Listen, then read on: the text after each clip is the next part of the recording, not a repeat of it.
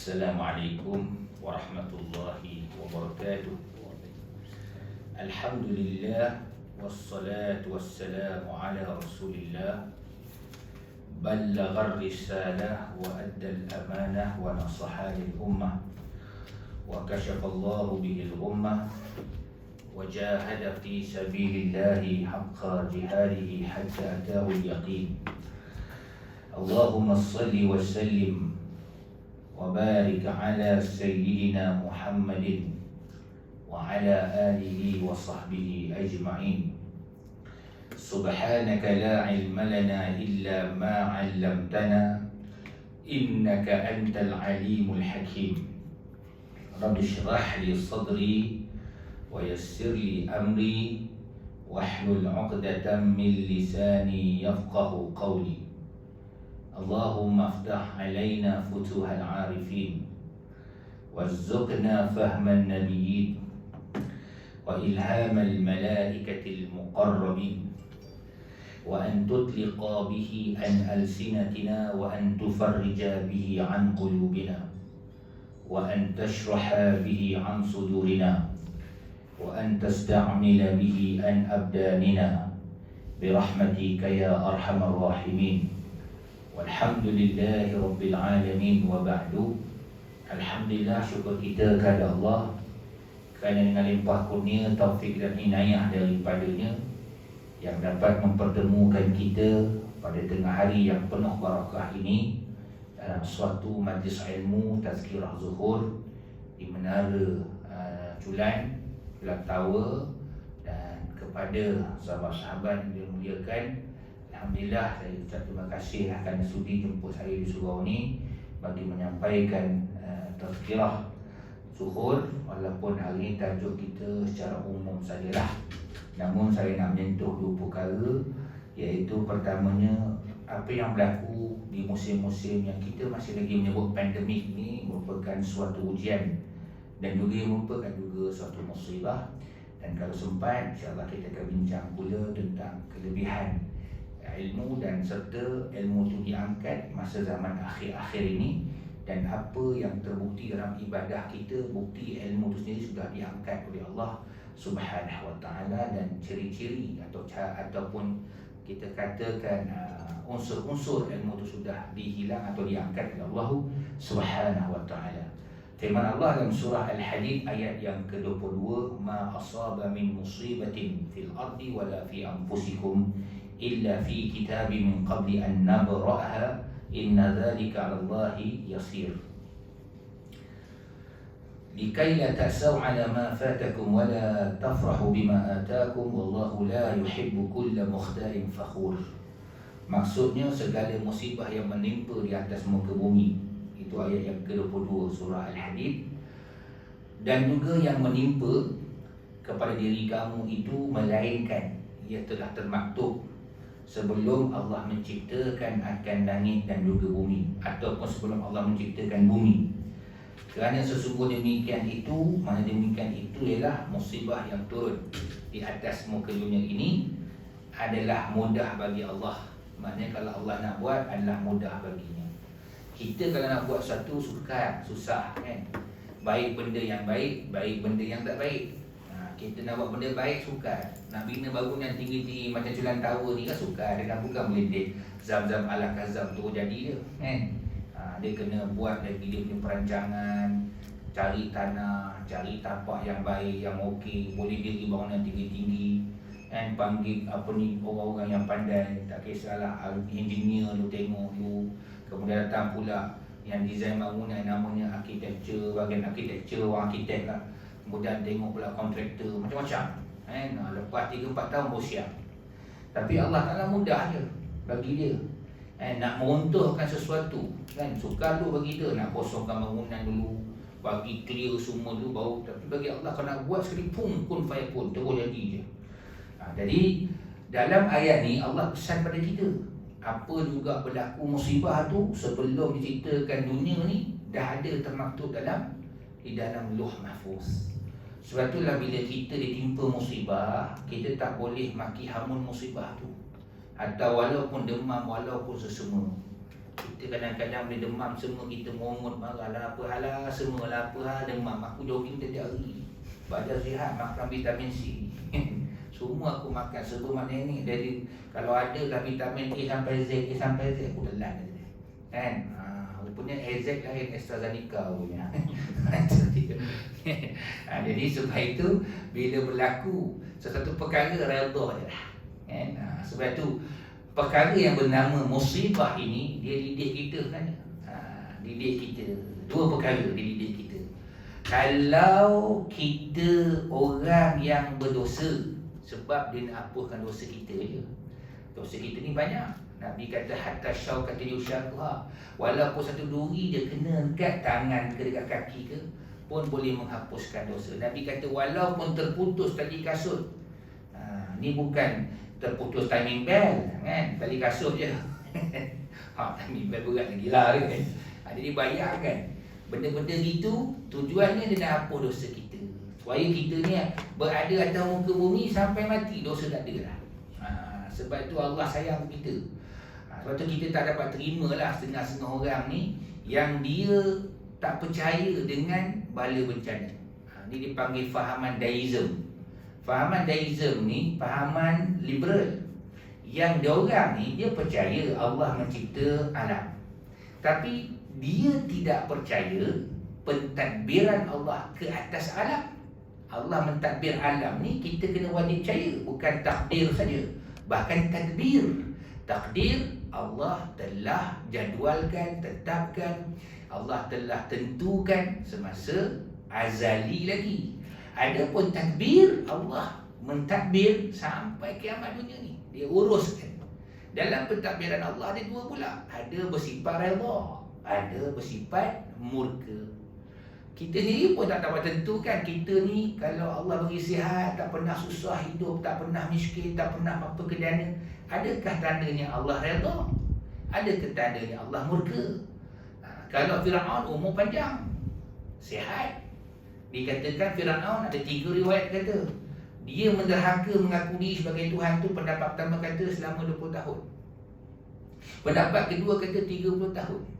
Pendapat ketiga kata 40 tahun. Oi, lama tu. Kita kan kalau tengok orang tu dia menderhaka macam Firaun lah kan, baik 20 tahun ke 30 tahun, 40 tahun, dan kederhakaan dia dahsyat, mengaku diri sebagai Tuhan. Kalau ada dah zaman tu Twitter, kita sumpah seranah Firaun tu. Bila nak mati orang tua ni kan? Suatu zaman sekarang fitnah lah kan. Dalam fitnah tu dia, kita maki ham pun tak kisah. Dalam masjid tengok elok je kan, nampak macam warak, ada alim, tapi tengok kat Twitter dia lah, ya Allah sumpah seranah sebelum nenek. Kita pun tak percaya. Ini account member aku ni selalu pergi jumpa kat luar kat masjid ni kan, nampak tak? Zaman sekarang. Dia sebab itu kan, kalau kita hidup zaman tu kita kata ya Allah, bila nak mati mengaku dia sebagai Tuhan. Tu saya dalam ceramah saya sebut. Saya kata apa? Kalaulah semasa hidupnya semasa hidupnya Firaun datang iblis sindir dia, aku pun dosa juga tapi taklah mengaku dia sebagai Tuhan. Tapi kalau hiduplah pula Firaun zaman sekarang, dia jumpa etis, dia kata lah, aku lu mengaku sebagai Tuhan, kau lagi dahsyat, mengaku tak ada Tuhan langsung. Lagi dahsyat lah kan, tak ada Tuhan langsung. Jadi pahaman deism ni dia hampir samalah. Dia menafikan, dia mengiyakan dalam pada masa dia menafikan. Kalau dah menafikan Allah tak mentadbir alam ni, kiranya maknanya kita menafikan Allah. Sebab itu kita kena faham, ada kalanya Allah mentadbir alam ni dengan murka dia. Murka ni kadang-kadang ada pula dua jenis. Dia bagi panjang umur, murah rezeki, dia panggil istidraj. Allah tipu-tipu dia nak bagi tu supaya dia jadi macam bertambah ego, sombong, tu tipu daya.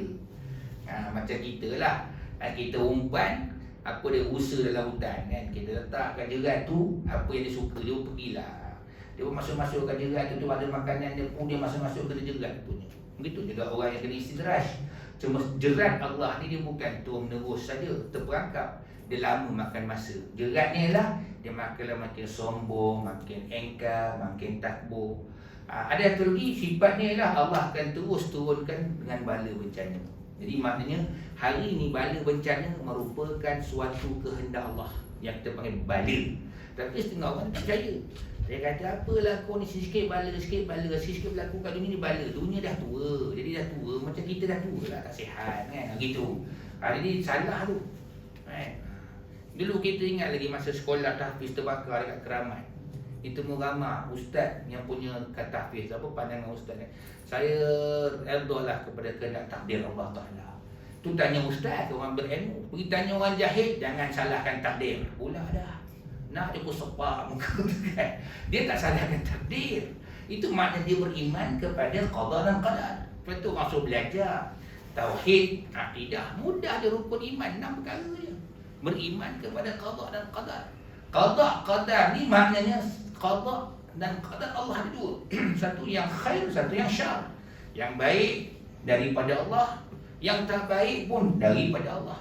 Tapi kita lain, yang baik daripada Allah, yang tak baik daripada aku. Macam mana? Dua-dua datang daripada Allah Ta'ala. Ini dia kan. Okey, baik. Jadi Allah nak buat apa mudah bagi Allah Ta'ala. Jadi kita, tugas kita redha. Jadi yang kedua pula, orang yang ditimpa musibah dia kena fikir balik. Oh, mungkin juga Allah nak naikkan darjat kalau dah tak ada dosa tu kan. Tapi jangan kita sombong pula. Ya aku baik lah, tapi kenapa Allah uji aku? Itu yang disombong takut tu. Sebab tu orang baik dia akan terus bermuhasabah dua perkara. Ni Allah nak hapuskan dosa pula, kemudian Allah naikkan darjat. Kalau Nabi-Nabi lain, Nabi-Nabi tak ada dosa, dia masuk. Jadi Allah uji nak naikkan darjat. Kita tak sama dengan para Nabi. Itu je beza dia. Sebab tu kita boleh hidup dan terus dalam kesombongan. Betul lah Allah balas apa yang kita sombongkan itu dengan bertambah susah hidup, tak ada barakah. Wal'iyadzubillah. Baik. Kemudian ayat yang ke-23. Ini penting. Likai la ta'sau ala ma fatakum wa la tafrahu bima atakum wallahu la yuhibbu kulla mukhtalin fakhur. Sebab apa Allah jadikan musibah dan Allah beritahu benda ni aku dah susun sejak sebelum diciptakan bumi, supaya kalian tidak rasa kecewa atas apa yang hilang pada diri kalian.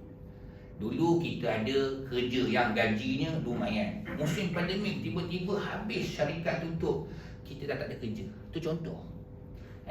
Ataupun kita ada kerja tapi gaji potong separuh. Itu banyak ujian. Kita pun sedih untuk sahabat-sahabat kita kan. Allah beri macam-macam ujian, tak sama peringkat masing-masing. Kemudian Allah sebut apa lagi? Ada di contoh lain lah. Dulu kita sihat, Allah tarik nikmat sihat kita kan.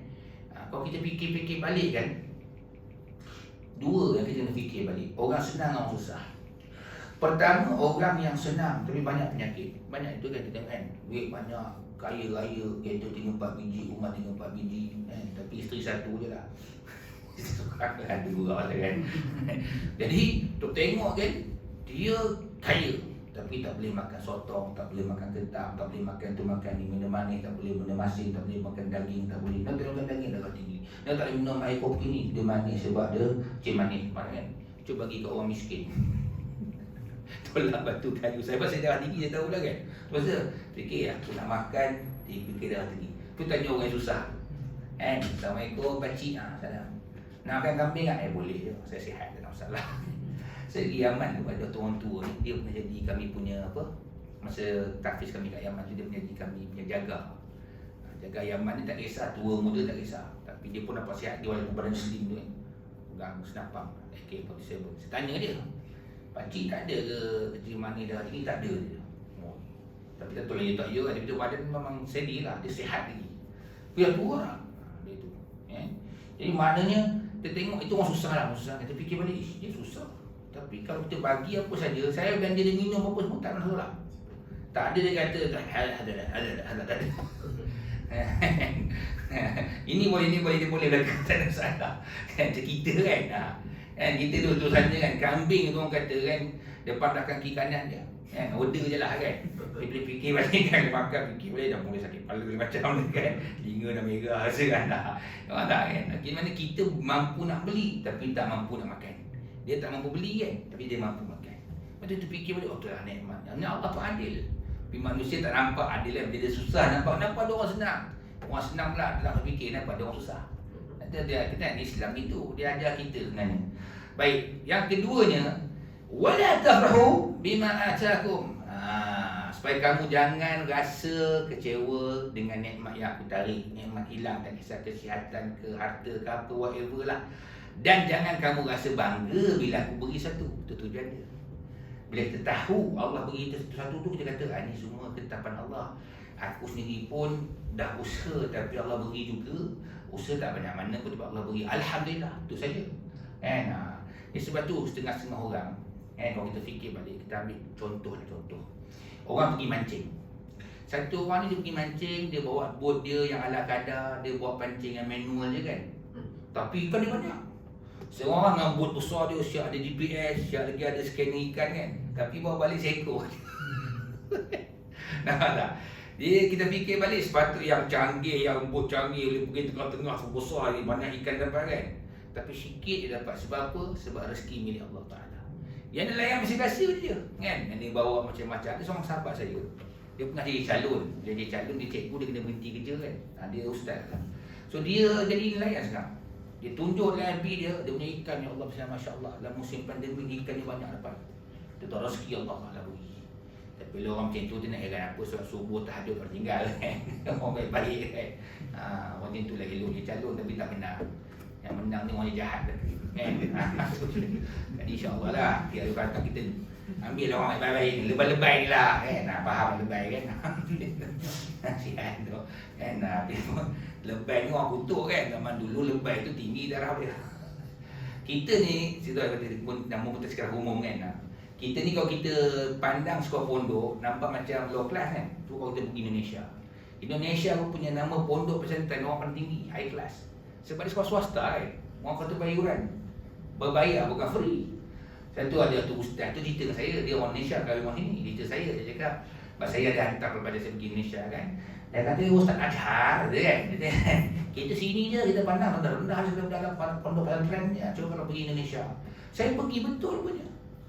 Tanah tu asalnya berantu kan. Macam biasa dah percaya mistik kan. Bila satu Pak Kiai ni, ada orang kaya sponsor dia beli tanah tu, buka sekolah tahfiz kan. Tahu apa jadi? Tanah sendiri mahal terus. Tanah sendiri mahal. Sebab apa? Dia orang berani nak beli dah.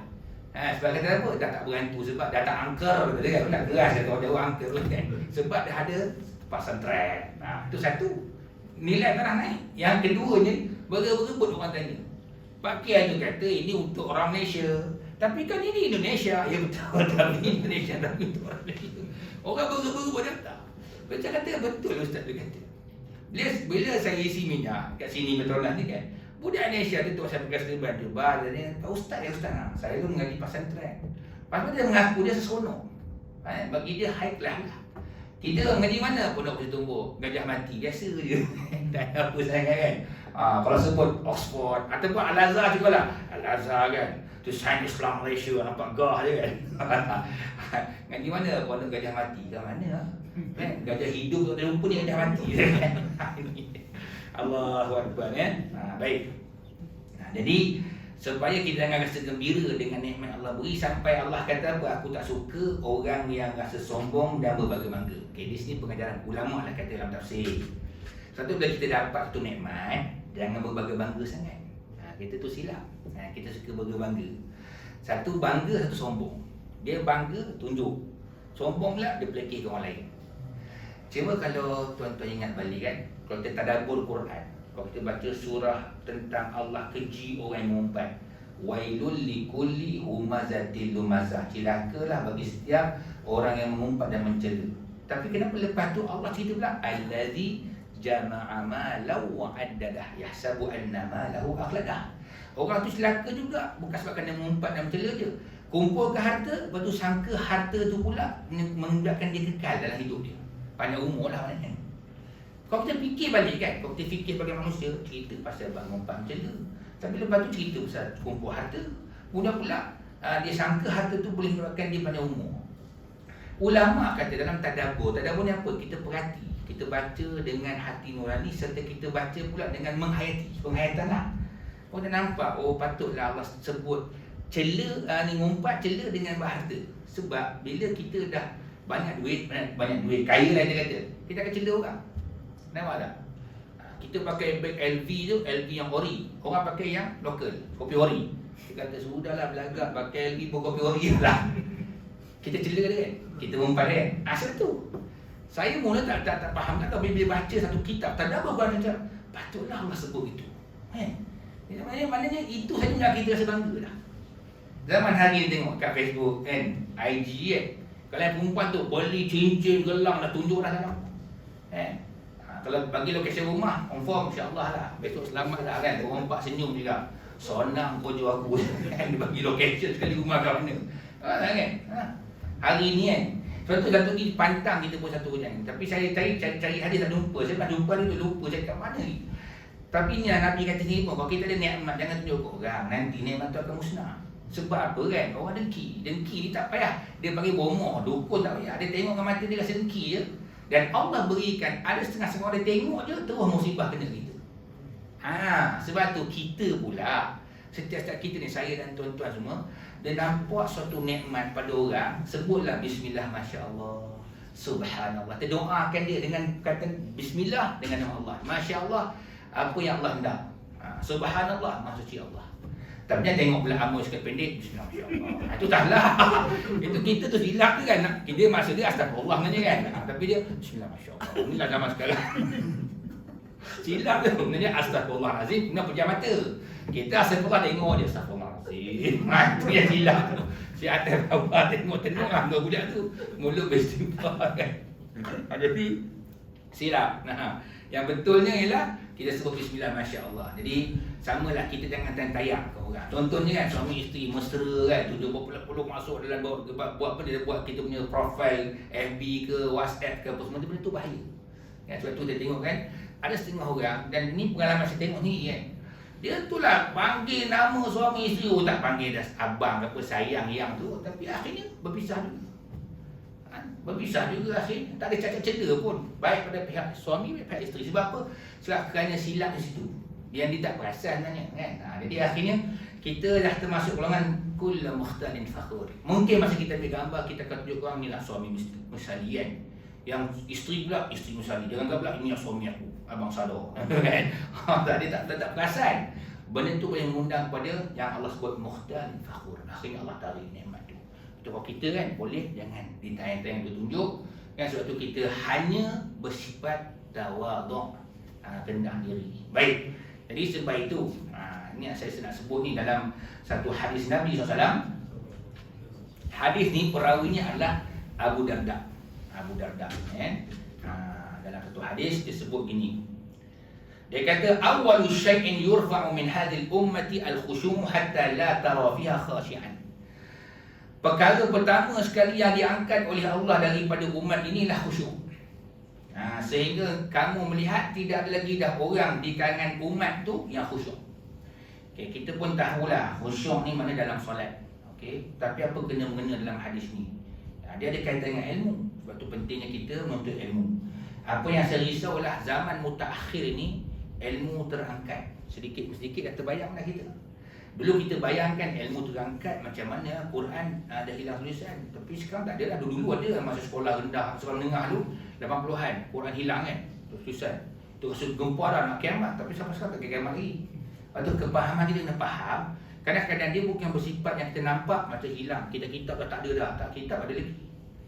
Tapi antaranya hilang hilang amalan terhadap ilmu sendiri. Itu maksud dia. Contoh, dia belajar khusyuk dalam solat menambahkan pahala. Belajar je. Tips tu dia boleh hantar ke orang dalam WhatsApp je. Kan? Tips khusyuk dalam solat. Lepas tu dia ambil sikit, post lah sikit ceramah Ustaz Somad contohnya, khusyuk dalam solat Allah. Seronok dia. Tapi sini tak khusyuk pun. Maksudnya ilmu tu hanya sekadar dituntut, di-sharekan, tapi sini tak ada nak buat.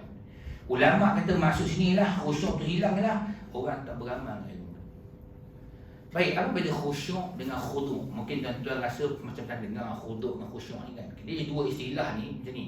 Khusyuk maknanya hati tu khusyuk. Khusyuk tu hati ada beri penumpuan ketika beribadat. Khudu' pula anggota badan tidak banyak bergerak ketika bersolat. Itu maksud dia. Tetapi khusyuk dan khudu' ini dia akan menjelma selepas kita solat. Bila kita tawaduk, merendahkan diri. Ada kaitan tadi lah, perkara saya baca tadi, kisah dalam Quran tadi yang menunjukkan kita jangan rasa sombong dan takbur. Baik. Jadi khusyuk ni adalah menyebabkan seseorang tadi khusyuk dalam solat hasil daripada ilmu yang dituntut. Ilmu yang dituntut. Betul orang tanya, ustaz, macam mana kaitan ilmu dituntut khusyuk dalam solat? Ialah contohnya kita belajar tadabbur Quran. Okey, mesti first kali ayat kita belajar surah Fatihah. Dia kita belajar, kita dah hafal terjemahan dia, kita faham pula tadabbur dia. Solat kita dah beza dah dengan sebelum ni. Mana kita angkat takbir Allahu Akbar, Bismillahirrahmanirrahim. Kita baca tu dengan bertadabbur, khusyuk lah. Dengan nama Allah yang Maha Murah lagi Maha Pengasihan ni. Kita tahu dah pemurahnya Allah, rezeki Allah beri pada kafir, pada orang mukmin. Tu maknanya Allah pemurah. Tak kedekut. Kalau kita ni diberi apa juga nikmat, kita akan kedekut. Kau orang aku bagi, kau bukan orang aku beri belah. Tapi Allah nikmat tak ada. Semua dia beri kan. Mukmin dia bagi, kafir dia bagi. Yang semayang tak semayang pun dapat nikmat Allah Ta'ala. Sebab dia Rahman. Tapi Ar-Rahim, kasih sayang Allah khas orang beriman. Bawalah kita khusyuk. Bismillahirrahmanirrahim. Alhamdulillah Rabbil Alamin. Nampak? Jadi situ dia kata khusyuk tadi. Tapi bila dia belajar, tapi dia tak beramal, jadi gitu. Solat tak solat juga, tapi khusyuk tak ada. Yang kedua pula, khusyuk dibawa dalam luar solat. Itulah rendah diri. Nampak tak? Khuduknya dia tidak ada rasa bangga-bangga, tidak ada rasa menunjuk matu dia. Baik. Dalam hadis ini, kata apa dia? Abu Darda kata apa? Kami pernah bersama dengan Rasulullah sallallahu alaihi wasallam. Tu sama Nabi. Okey. Sahabat ni, sahabat ni dia akan duduk dengan Nabi sebab nak belajar daripada Nabi. Ada seorang tabi'in pula, datanglah Abdullah bin Mas'ud daripada Basrah, daripada Kufah pergi ke Madinah. Saya lupa nama tabi'in tu. Dia kata apa? Aku tengok hebatnya ilmu Abdullah bin Mas'ud. Dia belajar dengan Abdullah bin Mas'ud sampailah meninggal dunia dan ditanam di Madinah. Hebat tak hebat? Atta bin Rabah lah datang mengajar. Dia kata aku menuntut ilmu ni pula sampai dia meninggal. Hebatnya orang dulu ialah ada je ulama, dia akan bersama dengan ulama. Dia akan belajar dengan ulama. Satu hari ni, kata Nabi pun pernah sebut. Dia kata apa? Dia kata satu masa besok, kata-kata dia kata apa? Dia kata haza awanu yukhtalasu. Sekarang ni waktu ilmu itu akan diangkat dan dicabut daripada manusia. Zaman Nabi sebut dah. Walaupun Nabi sebut zaman tu, nak cerita zaman kita hari ni. Berkat ilmu tak ada dah. Lepas tu berkat ilmu dulu, sampaikan guru tu ada karamah dan murid melihat karamah guru dia. Syekh Jalaluddin As-Suyuti, seorang ulama dan seorang ahli dalam ilmu tafsir dan hadis. Semua kena kalau belajar kitab Jalaluddin As-Suyuti dan tafsir jalan lain tu. Anak murid dia Tajuddin As-Sabki. Ada. Hebatnya apa? Dia kata satu lagi anak murid dia. Dia kata, kau nak pergi Mekah tak? Semayang Jumaat kat Mekah. Duduk Mesir. Mesir dengan pergi kat Saudi Arabia, kalau naik flight 40 minit. Maksudnya 40 minit ke 1 jam 40 minit itulah kalau saya. Kalau saya pernah naik kapal laut je. Kapal laut 3 hari 2 malam. Ikut sesuai tu jauh lah kan. Itu pun sampai Jeddah dulu. Penat tu ke Jeddah tu. Petang apa sampai ke Mekah. Bayangkan. Jadi dia kata nak pergi tak? Mesti kalau sebagai seorang murid kata, gila guru aku ni. Kita duk mesti nak pergi ke Saudi Arabia, pergi Mekah tu, main Jumaat. Dia kata, tapi dia kata apa? Sangka banyak guru? Ya, aku tak ingin nak pergi. Ya. Kau ambil kuda sekarang. Ambil kuda, kau naik belakang aku, pejam mata cukup. Kata, tadi dia nak pergi, aku dengar telapak kuda 3-4 kali, debu. Dia kata, buka mata kau sekarang. Buka. Dah sampai ke Mekah. Karamah wali. Tengok dia. Betul lah Mekah kan. Solat Jumaat tu. Lepas solat Jumaat tengok orang belajar, ramai belajar. Subhanallah. Kata Syekh Jalaluddin pada anak murid dia, kau nak tinggal sini tak? Tinggal sini, belajar kat sini. Dia kata, tak apalah aku nak belajar dekat Mesir lah sama kamu. Wahai Syekh. Lepas tu tak apalah ikut aku balik. Naik balik. Pejam mata. Dia kata, aku dengar ada 3-4 kali telapak kuda dia. Akhir sampai kat Mesir balik. Subhanallah. Hebat orang dulu. Dan dikatakan dalam kitab lah, siapa ni Syekh Jalaluddin As-Suyuti ni pernah jumpa Nabi sebanyak 40 kali secara sedar. Kisah ni masyhur lah. Tu sekarang ada isu kan, jumpa Nabi secara yaqazah. secara sedar. Saya pun tak banyak kata, tadi kau baca kita tak lama, Sayyidina Osman sebelum dibunuh pun pernah nampak 2 perkara. Satu dalam mimpi, maksudnya dia puasa. Jadi orang Kufah kepung rumah dia, tak kasih dia keluar rumah. Tu dia minta Hasan dengan Husin tolong ambilkan air. Hasan Husin punya ada budak pergi pun tak boleh, tak baginya. Sebab dia tengah kepung, tak bagi, dia nak bunuh Sayyidina Osman. Tapi sahabat-sahabat kawal masa tu. Dia mimpi, Nabi kata, aku bagi kau 2 pilihan, kau pilih mana salah satu je. Doalah kepada Allah kau menang dalam perangan, mana nak lawan orang ini, ataupun yang keduanya kau boleh berbuka bersama.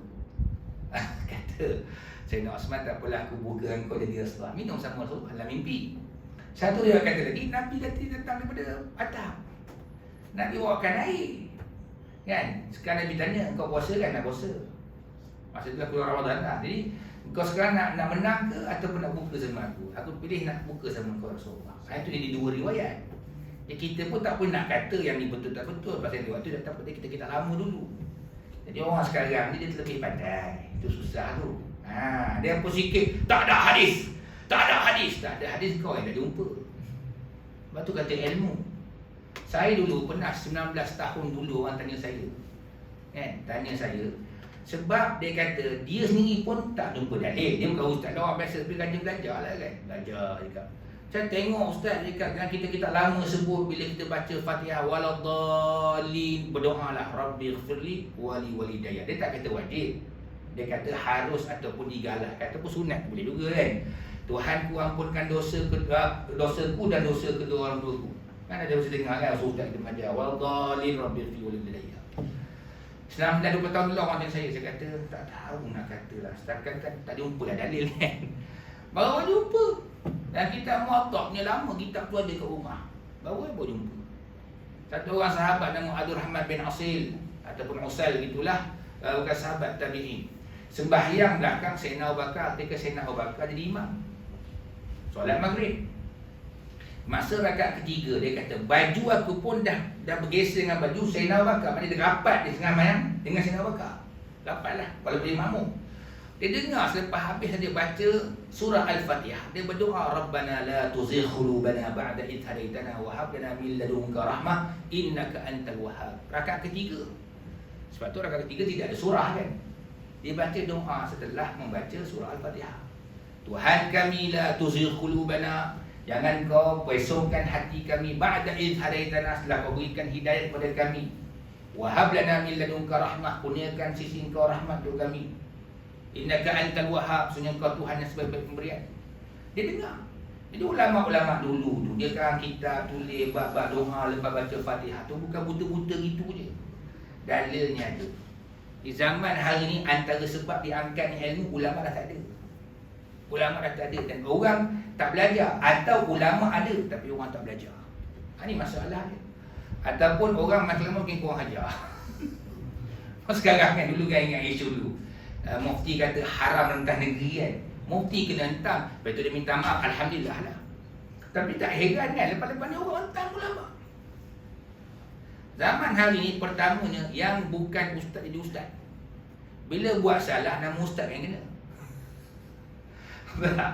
Jadi kita nasihat pada orang awam, kau jangan marah kepada agama tu, pada ajaran agama. Kau marah pada orang je. Dan orang pula kau mau tengok juga. Sebab tu zaman hari kepiah sikit, okey, ambil gambar kan. YouTube ke apa ni Aisyah cakap pasal bagi tazkirah. Ustaz lalu. Jadi ustaz tu. Saya tu ada orang tanya, dulu pun masa saya muda-muda tengah semangat, pemarah kan kadang-kadang kena ambil tauliah kami dah belajar, dah ada sidil kan. Rupa tauliah sebab kena ni lah. Cuba kita minta perkemaskan sistem tauliah.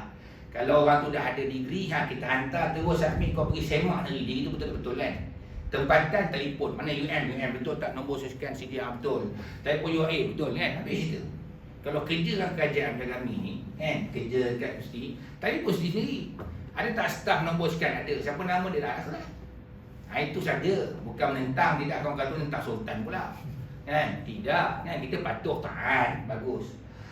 Dan satu lagi pasal perkara ni lah. Dia cakap pasal agama kan, kita dengar rasa takjub. Ni akhir zaman ni. Berapa tengok belajar macam mana? Ilham sendiri je, tak ada guru. La ilaha illallah, yang ni bahaya. Lepas tu saya ni tuan guru saya pesan, ambil ilmu tengok siapa orang dia. Faham tak? Dia bukan berlaku kat tempat kita je tuan-tuan. Dan kita tahu rasa macam tempat kita je. Sama juga kat negara-negara Arab sebenarnya. Negara-negara Arab tu, dia banyak kat penceramah je. Dia bukan ilmuwan sebenarnya. Maknanya dia tidak layak, tidak ada autoriti mengeluarkan fatwa. Jadi diorang ni, bila saya sendiri pun dengar, memang seronok cerita pasal sejarah Sayyidah Fatimah, sejarah Rasulullah. Memang kagum, sebab itu boleh baca je. Dia tanya balik. Jadi wakil Pertuan Syekh kata, dia ni bukan atas belakang agama, dia boleh cakap seagama, mungkin dia baca, tapi segala fatwa tak boleh dipegang. Segala fatwa dia tidak boleh dipegang. Tengok, ulasan ulama yang amanah dengan begitu. Bukan dia orang kata tak apalah, ambil lah. Dia kes kat Malaysia, dia laku kes apa sikit kan, orang kata dia ustaz, walaupun dia penceramah motivator je kan. Jadi akhirnya yang kena semua sekali. Inilah zaman akhir zaman, ilmu diangkat. Jadi orang tak minat lah. Tambah zaman sekarang pula, bila tutup surau masjid, dah tak ada kuliah kan. Harapkan FB Live dapat tengok sangat kan, IG Live ke apa lagi, Google Meet. Saya pernah buat Google Meet musim pandemik, tak buka surau masjid lagi tu. Buat saja ceramah melalui Google Meet 3 orang. Kalau secara fizikal, ramai tak? Kita tak kisahlah sikit ramai nak ceritanya. Sambutan orang, mungkin orang tak minat pakai IT segala satu tempat lah. Tapi alhamdulillah benda kes terpencil lah bagi saya lah. Satu surau je lah. Jadi mana ini ilmu terangkat. Anak-anak kita, buat saya bincang dengan sahabat tadi sebelum saya mula kuliah. Anak-anak kita sekarang macam mana? Dan mereka tak pergi ke sekolah, mereka tak belajar berdisiplin, tak belajar berakhlak. Cikgu pula tak kena meraihkan budak-budak kan, yang pakai data, yang pakai internet kat rumah, ke satu rumah ke wifi. Lepas tu ramai-ramai pakai, habis satu sangkut kan, kena pendekkan masa kelas. Habis tumpu pada silibus saja. Tak dapat nak menerapkan nilai-nilai mulia dan akhlak mulia ketika mengajar. Orang kata pendidikan sampingan. Sebab tu kita lihat, betul Nabi kata hari ni ilmu akan diangkat, habis tak ada dah. Dia kata apa? Wa raf'ul ilmi yakunu bi mautil ulama. Matilah ulama. Ulama kan banyak meninggal sekarang. Ulama yang hebat meninggal semua. Wa ibtiadun nasi anil amal bil ilmi. Bila ulama sudah meninggal, orang pun tak nak beramal dengan ilmu. Ulama ni dia pewaris Nabi. Dan Nabi tak ada, ulama-ulama lah. Dia mengajar dan mendidik. Lepas tu satu sekolah nak cari paling susah ialah guru yang bersifat pendidik. Dia kata ada anak-anak kita ceritalah yang dia balik-balik daripada dia punya kolej. Dia kata dia masuk kelas belajar lah. Tapi sayangnya ni sekolah yang akademik lah, bukan bidang agama. Alhamdulillah tak berlaku pada bidang agama. Dia kata setakat maki-maki dalam kelas ni biasa je cikgu dia. Ya kan? Budak tak reti maki jadi pandai maki. Itulah saya macam mana tu. Dan dia punya dakwaan, dia kata aku belajar kena maki yang punya cikgu. Nampak? Satu dia mula maki tu macam bersanad dan berriwayat. Kan? Macam bersanad dan berriwayat lah. Dulu aku pernah kenal ke beberapa orang pula. Sebabnya guru tu, betul tak? Saya sendiri kadang-kadang nak kata generasi ni teruk kan. Jangan salahkan generasi saja. Jangan salahkan media sosial sahaja. Ini pesan saya ni. Termasuk guru ni pun juga dipersalahkan. Satu, kita tengok anak-anak kita, dia tak sama macam Imam Nawawi. Satu. Dan guru-guru sekarang pun tak sama macam guru-guru, macam mana guru-guru di kalangan ulama yang pernah menjadi guru pada Imam Nawawi. Ini kisah. Imam An-Nawawi sebelum belajar dengan mana-mana guru, dia berdoa. Dia minta 2 perkara. Ini bagusnya. Dia kata, Allahumma ustur anni aiba syaikhi. Satu, ya Allah, kau tutupkanlah daripada aku melihat kelemahan guru. Aiblah. Yang keduanya apa dia? Keduanya, wala tudhib barakata ilmihi, dan kau hilangkan berkat ilmunya. Imam Nawawi minta 2 perkara. Guru ni dia manusia biasa. Dia bukan Nabi kan. Walaupun dia mengajar, dia boleh mendidik, tapi mesti ada kurang dia kadang-kadang. Contoh kan, kalau kita dengar zaman-zaman dulu kan, kita tak pernah hidup tahun 80-an dulu kan. Kadang-kadang ustaz mengajar surah masjid tu taraf qadi. Macam saya tu budak tu, taraf qadi. Bismillah, masya-Allah. Ada dengar kuliah fiqh mana ni, ustaz ni bagus dia qadi. Kan? Pakai kereta pun harus main masa tu, kira orang yang berada kan, dia qadi. Habis kuliah main syak tu kan, nak sampai kereta dia isap ukur tu. Tak zaman 80-an biasa lah kan. Kita zaman sekarang ada kesedaran sikit, ada kata kebanyakan guru-guru tak mengukur lah. Dulu biasa. Saya ingat lagi almarhum Ustaz Qadri Yasbullah pernah ceramah, dia kata apa tau? Dia kata apa? Kita penting ada mengajar ilmu agar antara maghrib dengan isyak ni kita diisi dengan perkara manfaat. Ni tak ada kuliah apa, isap rokok, habis rokok makmum, rokok imam nanti bayarnya. Saya ingat ni. Kan dia dulu kan, malam Jumaat dia baca Yasin kan. Hari lain tak ada kuliah, tak ada baca Quran, tak ada apa pun, itulah. Imam dengan makmum melo je. Betul kata Ustaz Qadri Yasbullah almarhum. Kan dah habis rokok makmum, rokok imam. Maaf sikit imam kan. Rokok imam nanti bayar. Kan? Ada dulu. Jadi kadang-kadang juga kelemahan guru tu tak datang pada guru tu sendiri. Kadang mungkin keluarga dia, mungkin anak isteri dia. Saya pernah belajar juga Mesir, punya nak kata nak muliakan guru tinggi, nak pergi rumah dia. Dia tak pernah pergi rumah dia. Tapi kita tahu apa masalah dia kan. Okay? Ada setengah guru kita pergi, dia suruh pergi rumah dia. Tunggu depan rumah dia. Yang kita dengar seorang menjerit dalam tu, rupanya bini cakap suara kuat. Itu mana kelemahan. Tapi kita tak anggap kelemahan kita biasa. Dia dah duduk lama, tahulah. Dia pun pernah duduk Brunei tu, kata apa, dia kata dia cakap Melayu pandai. Kita biasalah orang Arab tu. Kalau orang Brunei, Malaysia suaranya perlahan. Tak apa, tak kisah, saya kata itu biasa. Jadi mungkin benda gitu kan. Gitu. Sebab tu Imam Nawawi dia minta tutup kan. Jadi mana benda tu tak, kita ignore kan lah. Kedua, berkat ilmu. Berkat ilmu jangan hilang. Berkat ilmu ni belajar sikit tapi ingat sampai bila-bila. Itu yang best tu kan. Kalau setengah orang dia belajar lama tu tapi dia ingat lagi. Itu berkat ilmu. Berkat ilmu ni ulama kata belajar semuka je tapi kita boleh huraikan sampai 10 muka. Begitu. Berkat ilmu. Jadi sebab itu zaman sekarang tak jumpa dah guru macam tu. Jadi makna kalau guru tu kalau cakap apa maki hamun, anak murid dia kan meriwayatkan maki hamun tu saja. Patutnya ambil yang baik-baik kan. Tapi macam mana pun tetap salah lah. Ini berlaku. Ni saya cerita tak baik jauh lah. Kita punya orang kata anak-anak kita juga kan. Dia kata kenapa jadi gini. Dia kata bezanya dia kita ambil bidang dalam bidang agama dengan bidang bukan agama. Dia kata tu. Jadi gitu. Orang sekarang dia tak beratkan bab dia tadi lah. Kalau orang yang khusyuk dalam solat, maka akhlak dia pun khusyuk. Maksudnya akhlak khusyuk hatinya dia rendah diri. Jadi sifat dia tawaduk, dia tidak ada rasa bangga diri dalam jalan, dalam gerak, dalam apa saja pun tak ada. Ni dia. Tapi sebab apa berlaku pada hari ni? Sebab ilmu sudah diangkat, hilang. Amal ilmu tak ada, walaupun ilmu tu ada. Seolah-olah macam tak ada ilmu tu. Baik. Sahabat tanya, dia kata apa? Kami kan dah baca Quran. Nampak? Kami baca Quran, berarti kami tahu mana Quran. Mana Quran depan kami hafal Quran.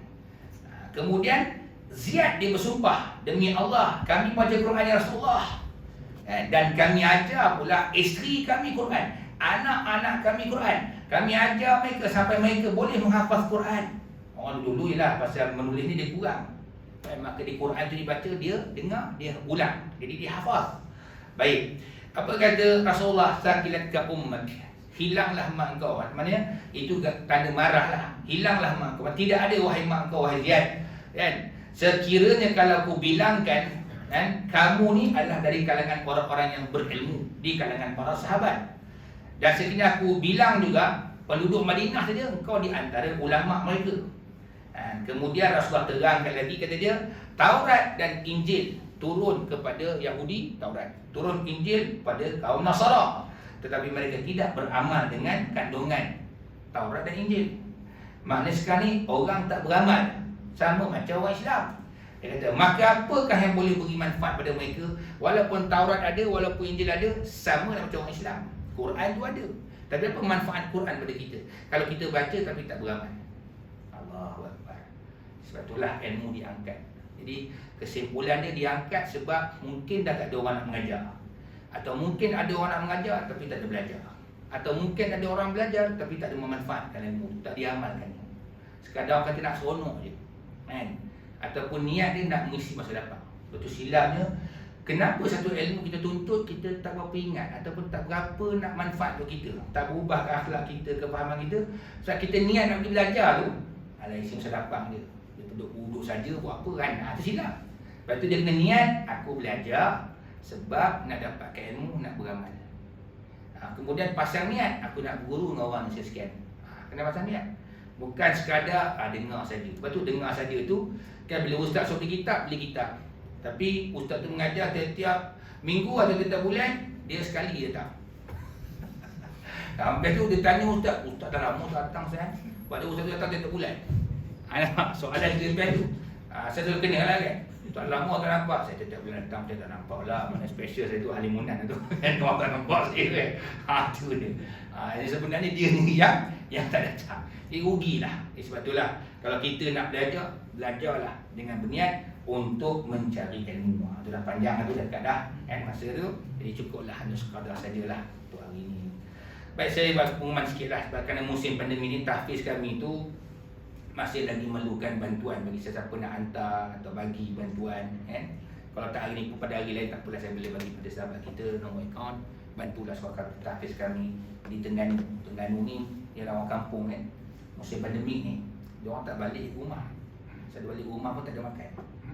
Jadi laporkan kepada pihak sana lah. Sebab saya YDP saja, saya tak boleh pergi sana pasal rentan negeri kan, nanti pun dia jauh lah. Itu dah beritahu pihak guru besar sana. Iaitu dia orang ni kadang-kadang pasal tu so balik, nak balik jana je. Adik-adik ramai ke rumah, dapat hari tu makan sikit je, sini makan banyak. Di begah dia orang bagilah kan. Lauk nak kena beli, gaji guru nak bayar. Itulah bagi tuan-tuan perempuan siapa nak bagi sumbangan bolehlah bantu tahfiz kami. Mudah-mudahan sumbangan kita untuk bantu orang untuk ilmu ni Allah tambah rezeki kita lagi, insya-Allah. Allah ampunkan dosa kita, Allah sihatkan badan kita, Allah tambahkan lagi kita punya rezeki yang akan datang. Rezeki yang datang, anak jadi pandai insya-Allah, anak jadi ulama, mungkin isteri solehah. Macam-macam lagi lah. Okay. Mudah-mudahan dapat kita manfaat sama-sama. Subhanakallahumma wa bihamdik, asyhadu an la ilaha illa anta, astaghfiruka wa atubu ilaik. Wabillahi taufiq wal hidayah. Wassalamualaikum warahmatullahi wabarakatuh.